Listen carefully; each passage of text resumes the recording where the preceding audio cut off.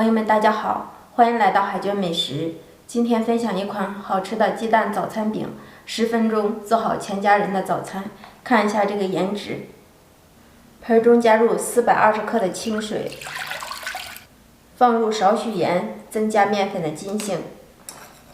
再分少量多次的加入中筋面粉半斤，边倒边搅拌。先放清水，后放面粉，这样面结块少，搅拌的更加的均匀。不要一下放入面粉，要少量多次的一点一点的加入。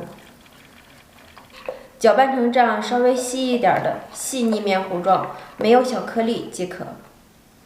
盖上盖子，醒5到10分钟。醒面的时间里，切成一些小葱花。碗中打入3颗鸡蛋，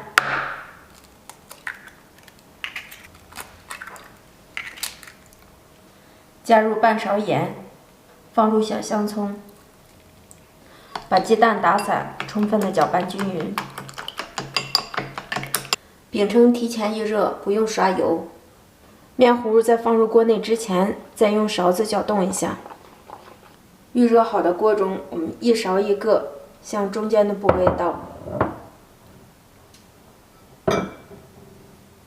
用勺子给它摊开，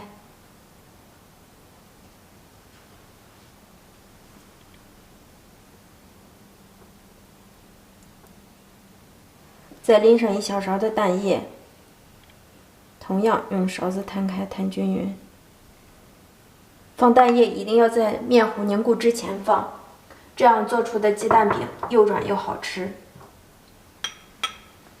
盖上盖子，开上下火烙。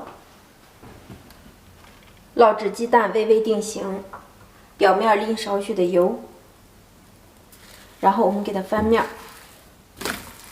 翻面再烙30秒，看到这个蛋液蓬起了，再次翻面，看这个颜色，这样烙出的鸡蛋小饼特别的柔软。再烙几秒钟就可以出锅了。1分多钟做好一张鸡蛋饼，看着香不香？家人们看好了，再来一张，向着中间的部位倒下去，倒完以后用勺子给它摊开，特别的简单。浇上1勺蛋液，继续用勺子摊开，摊均匀。也可以在鸡蛋凝固之前加一点黑白芝麻，点缀一下，增加一下它的口感。盖上盖子，上下火烙这1分钟。看到蛋液凝固，淋少许的油，给它翻一个面